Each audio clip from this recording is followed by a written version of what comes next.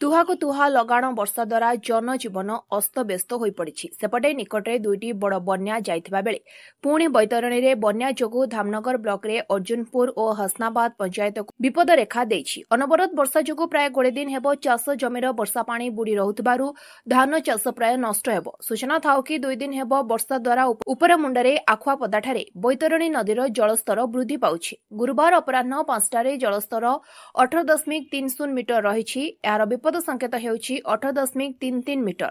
बैतरणी नदीर जलस्तर वृद्धि पाउथिबारु यार शाखा नदी कोचिला गेंगुटी रेब कपाली साळंदी रे वर्षा जल प्रवेश करिछि। बैतरणी नदीर जलस्तर बढ़ुथिबारु जिलार धामनगर ब्लॉक भंडारीपोखरी ब्लॉक रो केतक पंचायत रे बन्या जल प्रवेश करथिबारु तळिया अंचल रे जलमग्न होइछि।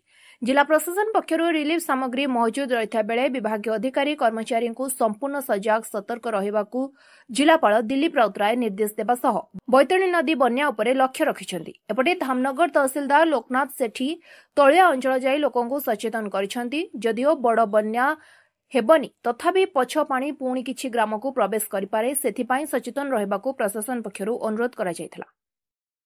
बैतरणी रिवर स्ट्रीम रे चलित वर्ष पाखापाखि 3 थर अधिका थर पई बन्या जल आसी आज जहाँ आम पाखे खबर अच्छी बर्तमान आकुआपदारे 18.30 मीटर रे लास्ट 3 घंटा हम से स्थिर अवस्थार अच्छी एवं आम डेंजर लेवलटा आप जानते 18.33 मीटर आकुआपदा ठारे गत थरक जो बन्या आसी हाई फ्लड होता 18.9 पर्यंत जाइथिला 18.76 पर्यंत पहुँची तेणु आमे वर्तमान समस्त प्रस्तुति सरी सारीछु।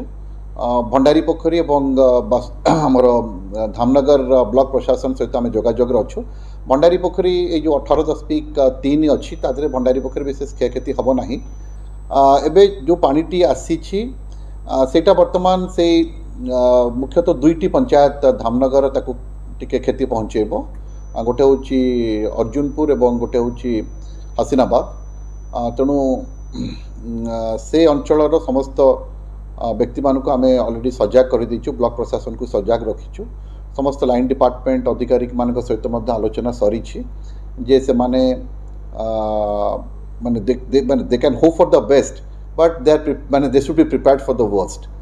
तेणु आम आशा करुचु जे बन्या जल जदि किसी आसब डेंजर लेवल वर्तमान डेंजर लेवल पाखापाखि अच्छी जदि डेंजर लेवल अतिक्रम करपे आम समस्त प्रस्तुति सरी सारीचु एवं केवल मनीष मानकर सुरक्षा नुह माने आमर माने गो संपद माने प्राणी संपद सुरक्षा व्यवस्था करा जे गत बन्या समय जो भाई भाव से कैटल फीड मगेइथिले गो खाद्य मगेइथिले से भाव में गो खाद्य इमिडिएटली मगेबे जहाँफल कि जिते लोक मानक खाद्य प्रदान करा माने फ्री किचन करिकी बा ड्राई फूड व्यवस्था करा से तलकू एभली कैटल मानक कैटल फीड जोगे दिया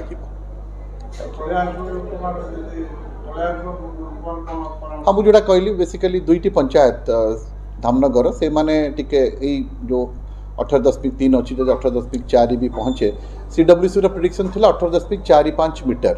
तेणु से तले अंचल 2टी बेसिकली अर्जुनपुर एवं हसीनाबाद ये 2टा पंचायत मुख्यतः लोक मानक टिके से क्षयक्षति पड़े कारण पानी गुड़े जगह पशिज बट लोक मैंने समस्त सचेतन करा जाइए माइक माध्यम आम कही प्रचार करी लोक मानक जनवाई।